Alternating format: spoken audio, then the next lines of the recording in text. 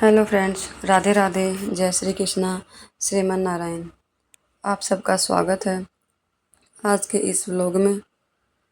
Vlog में हम गंगा दशहरा पर्व कब मनाया जाता है और क्या है इसका महत्व, इस विषय में जानेंगे। गंगा दशहरा का पर्व कब मनाया जाता है, इस पर्व को मनाने के पीछे क्या है विधान, आइए जानते हैं वीडियो में। गंगा दशहरा का पर्व ज्येष्ठ मास की शुक्ल पक्ष की दशमी को मनाया जाता है। ज्येष्ठ शुक्ल दशमी को सोमवार तथा हस्त नक्षत्र होने पर यह तिथि घोर पापों को नष्ट करने वाली मानी गई है। हस्त नक्षत्र में बुधवार के दिन गंगा अवतरण हुआ था, इसलिए यह तिथि अधिक महत्वपूर्ण है। इस तिथि में स्नान, दान, तर्पण से 10 पापों का नाश होता है, इसलिए इसे दशहरा या गंगा दशहरा कहते हैं। इस दिन गंगा में स्नान का विशेष महत्व है। गंगा स्नान से व्यक्ति के सारे पापों का नाश हो जाता है। यह जल वर्ष भर रखने पर भी सड़ता नहीं है। ये है गंगा के जल की विशेषता। आप जानते हैं कि गंगा दशहरा को लेकर क्या कथा है हमारे ग्रंथों में, आइए सुनते हैं। प्राचीन काल में अयोध्या में सगर नाम के राजा राज्य करते थे, यानी कि अयोध्या में एक सगर नाम के राजा रहते थे। उनके केसिनी तथा सुमिति नामक 2 रानियां थीं। केसिनी से अंशुमान नामक पुत्र हुआ तथा सुमति के 60,000 पुत्र थे। एक बार राजा सगर ने अश्वमेध यज्ञ किया। यज्ञ की पूर्ति के लिए एक घोड़ा छोड़ा। इंद्र यज्ञ को भंग करने हेतु घोड़े को चुराकर कपिल मुनि के आश्रम में बांध आए।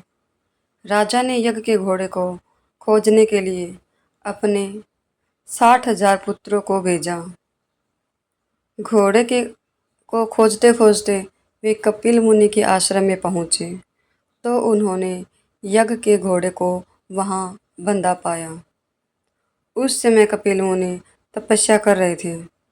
राजा के पुत्रों ने कपिल मुनि को चोर चोर कहकर पुकारना शुरू कर दिया। कपिल मुनि की समाधि टूट गई तथा राजा के सारे पुत्र कपिल मुनि की क्रोधाग्नि में जलकर भस्म हो गए। अंशुमान पिता की आज्ञा पाकर अपने भाइयों को खोजता हुआ जब मुनि के आश्रम में पहुंचा तो महात्मा गरुड़ ने उसके भाइयों के भस्म होने का सारा वृत्तांत कह सुनाया।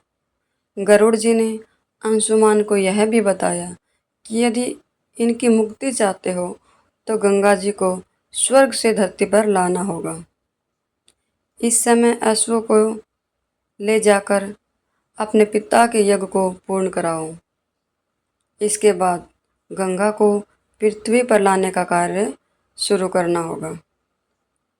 अंशुमान ने घोड़े सहित यज्ञ मंडप में पहुंचकर राजा सगर से सब वृत्तांत कह सुनाया। महाराज, सगर की मृत्यु के पश्चात अंशुमान ने गंगा जी को पृथ्वी पर लाने के लिए तप किया, परंतु वह असफल रहे। इसके बाद उनके पुत्र दिलीप ने भी तपस्या की, परंतु वह भी असफल रहे। अंत में दिलीप के पुत्र भागीरथ ने गंगा जी को पृथ्वी पर लाने के लिए गोकर्ण तीर्थ में जाकर कठोर तपस्या की। तपस्या करते करते कई वर्ष बीत गए तथा तब ब्रह्मा जी प्रसन्न हुए और गंगा जी को पृथ्वी लोक पर ले जाने का वरदान दे दिया। अब समस्या यह थी कि ब्रह्मा जी के कमंडल से छूटने के बाद गंगा के वेग को पृथ्वी पर कौन संभालेगा। ब्रह्मा जी ने बताया कि भूलोक में भगवान शंकर के अतिरिक्त किसी में यह शक्ति नहीं है जो गंगा के वेग को संभाल कर रख सके। इसलिए उचित यह है कि गंगा का वेग संभालने के लिए भगवान शिव से अनुग्रह किया जाए। महाराज भागीरथ एक अंगूठे पर खड़े होकर भगवान शंकर की आराधना करने लगे। उनकी कठोर तपस्या से प्रसन्न होकर शिव जी गंगा को अपनी जटाओं में संभालने के लिए तैयार हो गए। गंगा जी जब देवलोक से पृथ्वीलोक में आई तो शिव जी ने गंगा जी की धारा को अपनी जटाओं में समेट लिया। कई वर्षों तक गंगा जी को जटाओं से बाहर निकलने का पथ न मिल सका।